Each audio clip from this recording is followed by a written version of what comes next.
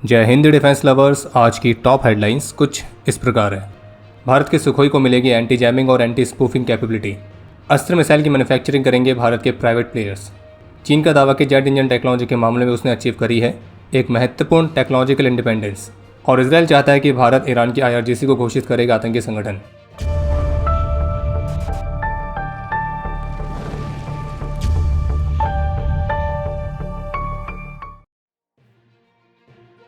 भारतीय वायुसेना ने अपने 258 Su-30 MKI फाइटर्स को एडवांस्ड एंटी जैमिंग और एंटी स्पूफिंग नेविगेशन सिस्टम से अपग्रेड करने के लिए एक रिक्वेस्ट फॉर प्रपोजल यानी कि RFP को जारी किया है।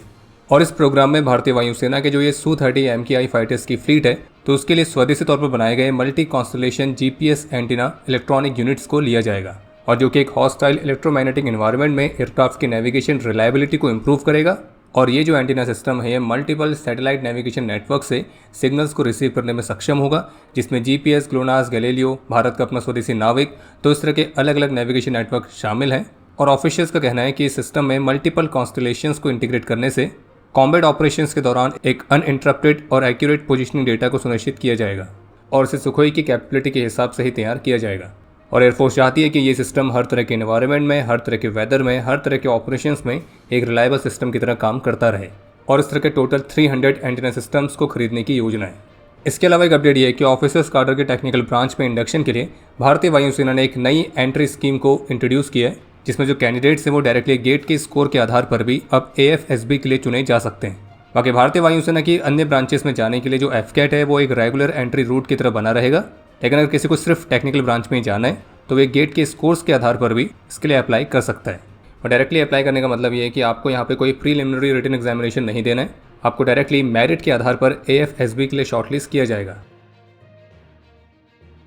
बिजनेस स्टैंडर्ड की रिपोर्ट के मुताबिक अब DRDO भारत की कुछ महत्वपूर्ण मिसाइल टेक्नोलॉजीज की मैन्युफैक्चरिंग में भारत के डोमेस्टिक प्राइवेट कंपनीज को भी शामिल करने के लिए तैयार है। और DRDO को ऑलरेडी प्राइवेट सेक्टर के लिए इन मिसाइल टेक्नोलॉजीज का लाइसेंस प्रदान करने के लिए निर्देश दिए गए। और इसी योजना के तहत अस्त्र, एयर टू एयर मिसाइल, इसके अलावा कुछ एंटीशिप मिसाइल्स, तो इन सब की मैन्युफैक्चरिंग के लिए DRDO ने प्राइवेट पार्टनर्स को शॉर्टलिस्ट भी किया है। इसके अलावा द न्यू इंडियन एक्सप्रेस की तरफ से एक रिपोर्ट जारी करके बताया गया है कि भारतीय सेना अपनी मैकेनाइज्ड फोर्सेस में एक प्रमुख रीस्ट्रक्चरिंग करने की योजना पर काम कर रही है, जिसमें आर्मर्ड कोर और मैकेनाइज्ड इन्फेंट्री को एक साथ लाने की योजना है, जो कि DGMF यानी कि directorate general of mechanised forces के अंडर फंक्शन करेंगी। और इसका उद्देश्य यह है कि एक कॉमन मैकेनाइज्ड फोर्सेस फ्रेमवर्क के under planning, doctrine, force development, modernisation, इन सब के बीच तालमेल को और ज़्यादा बढ़ाया जा सके। नोएडा बेस्ड जॉननेट टेक्नोलॉजीज ने भारत के defence PSU munitions India limited के साथ एक MOU साइन किया है। और इस पार्टनरशिप के तहत वे जॉननेट के JM सीरीज़ के लॉयटरिंग म्यूनिशंस, एरियल प्लेटफॉर्म्स और अपकमिंग UCV प्रोग्राम्स के लिए फ्यूचर वॉरहेड इंटीग्रेशन के लिए कोलैबोरेट करेंगे। इसके अलावा रशियन ऑफिशियल्स की तरफ से कंफर्म किया गया कि जो रशिया है वो भारत के साथ additional S-400 air defence systems की डिलीवरी के लिए भी निगोशिएट कर रहा है, और भारत इन सिस्टम्स की खरीद में अपना इंटरेस्ट दिखाया है।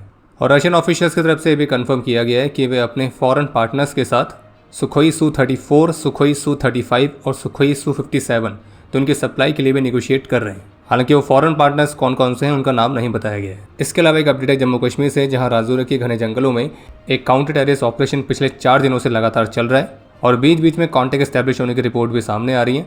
और अब लेटेस्ट अपडेट यह है कि इस ऑपरेशन में स्पेशल फोर्सेस को भी डिप्लॉय किया गया है।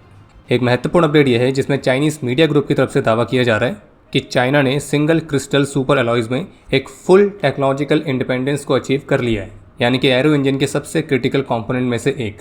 और अभी तक केवल रशिया, US, UK और फ्रांस ने ही इस सिंगल क्रिस्टल सुपर अलॉयज़ के मामले में इस टेक्नोलॉजिकल इंडिपेंडेंस को अचीव किया था, लेकिन अब चाइनीज़ मीडिया के मुताबिक चीन का नाम भी इस एलिट ग्रुप में शामिल हो चुका है।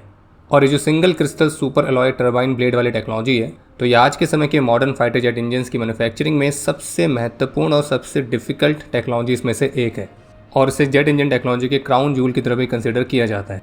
और दावा ये किया जा रहा है कि चीन के सिंगल क्रिस्टल सुपर अलॉय वाले टेक्नोलॉजी ने परफॉर्मेंस में न केवल अपने यूरोपियन और US इक्विवेलेंट्स को मैच किया है, बल्कि कई की जगहों पर उसको एक्सीड भी कर दिया है। बाकी चाइनीज़ मीडिया के जो दावे हैं वो किस हद तक सही हैं और किस हद तक नहीं, तो उसकी पुष्टि फिलहाल हम नहीं कर सकते। मेघालय के उमरोई में भारतीय सेना द्वारा प्रगति 2026 नाम की मल्टीलेटरल मिलिट्री एक्सरसाइज लगातार जारी है, जिसमें 12 फ्रेंडली फॉरेन नेशंस की आर्मीज पार्टिसिपेट कर रही हैं। तो अभी इस एक्सरसाइज की कुछ फुटेज भी सामने आई हैं। जो कि दर्शाती हैं कि कैसे इस एक्सरसाइज में भारतीय सेना ने अपनी ट्रेंड K9 यूनिट्स के साथ अब रोबोटिक डॉग्स को भी इसमें इस्तेमाल किया है, जो कि IED डिटेक्शन, ट्रैकिंग और इंटरवेंशन ऑपरेशंस में अपनी स्किल्स डेमोस्ट्रेट कर रहे हैं।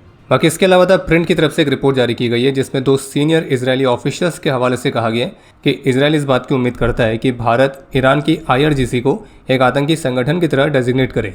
और इसराइल ने अपनी ये जो रिक्वेस्ट है ये अलग अलग डिप्लोमेटिक लेवल्स पर इंडियन ऑफिसर्स के सामने रखी भी है, जबकि 44 कंट्रीज ऐसी हैं जिन्होंने ऑलरेडी IRGC को एक आतंकी संगठन घोषित कर रखा है। और इसलिए इजरायली ऑफिसर्स का कहना है कि वे इस बात की उम्मीद करते हैं कि अब समय है कि भारत भी ऐसे सिमिलर से स्टेप्स उठाए। बाकी आपको बता दें कि अभी तक भारत द्वारा ना तो IRGC और ना ही हमास, इनमें से किसी भी संगठन को आतंकी संगठन की तरह घोषित नहीं किया गया है। बाकी एक अपडेट है कि क्वाड ग्रुप यानी कि US, जापान, भारत और ऑस्ट्रेलिया ने इंडो पैसिफिक रीजन में मैरीटाइम सर्विलेंस इनिशिएटिव को लॉन्च किया है, तो उस पर चीन की तरफ से प्रतिक्रिया देखने को मिली है और जिसमें ऑब्वियसली उन्होंने एक्सक्लूसिव ग्रुपिंग का विरोध किया है।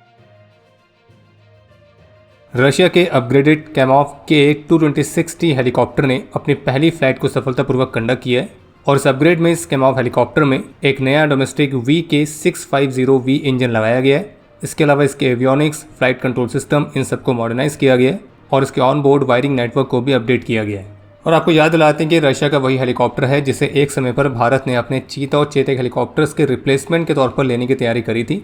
2015 में DAC ने 200 कैमॉफ KA-220-60 हेलीकॉप्टर्स के प्रपोजल को क्लियरेंस भी दिया था और योजना थी इन हेलीकॉप्टर्स को भारत में बनाने की। और ये परियोजना HAL और रशियन हेलीकॉप्टर्स के जॉइंट वेंचर के माध्यम से होने वाली थी। इसके बाद इंडो रशिया हेलीकॉप्टर्स लिमिटेड यानी कि IRHL के तौर पर एक जॉइंट वेंचर भी बनाया गया था, लेकिन 2023 आते आते जो डील है ये अलग अलग कारणों के चलते कैंसिल ही हो गई थी। और जो बड़ा कारण बताया जा रहा था वो था एक तो इसकी कीमत और दूसरा स्वदेशी कंटेंट जितना भारत को चाहिए था उतना नहीं मिल रहा था। बाकी इस हेलीकॉप्टर पर एक डेडिकेटेड वीडियो हमने इस चैनल पर पहले अपलोड करी है, आप उसके माध्यम से इसके बारे में और जानकारी प्राप्त कर सकते हैं।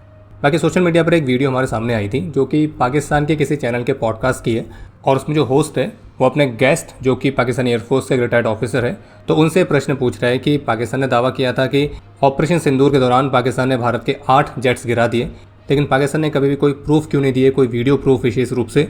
हमको दिखाना चाहिए था कि हमने क्या हसर किया है भारत का, जो कि सेंचुरीज तक वो याद रखेगा। और जिस गेस्ट से प्रश्न पूछा गया था जो कि पाकिस्तानी एयरफोर्स के रिटायर्ड ऑफिसर हैं, तो उनका जवाब कुछ इस तरह से था कि पाकिस्तान की पॉलिसी है कि वो कोई भी वीडियो प्रूफ नहीं दिखाते हैं। खैर इससे अच्छा जवाब तो हमें पाकिस्तान के रक्षा मंत्री का लगा था कि उन्होंने कम से कम ये तो कहा था कि जो प्रूफ है it's all over social media. बाकी अब समय है आज के इतिहास का। आज के दिन 1999 में ऑपरेशन विजय के दौरान अपने अदम्य साहस और वीरता का परिचय देते हुए लांस नायक राम कुमार प्रधान वीर गति को प्राप्त हुए थे। आज के दिन 1988 में ऑपरेशन मेघदूत के दौरान कैप्टन प्रताप सिंह ने अपना सर्वोच्च बलिदान दिया था और इन्हें मरणोपरांत महावीर चक्र से सम्मानित किया गया। आज का वो दिन है जब भारतीय वायुसेना ने कारगिल वॉर में अपने ऑपरेशन सफ़ेद सागर को लॉन्च किया था। और आपके लिए आज का प्रश्न है कि ऑपरेशन सफ़ेद सागर में भारतीय वायुसेना के कौन कौन से फाइटर्स शामिल हुए थे। और अब समय है आज के टॉप 3 कमेंट्स का, जो ये रहे आपकी स्क्रीन पर।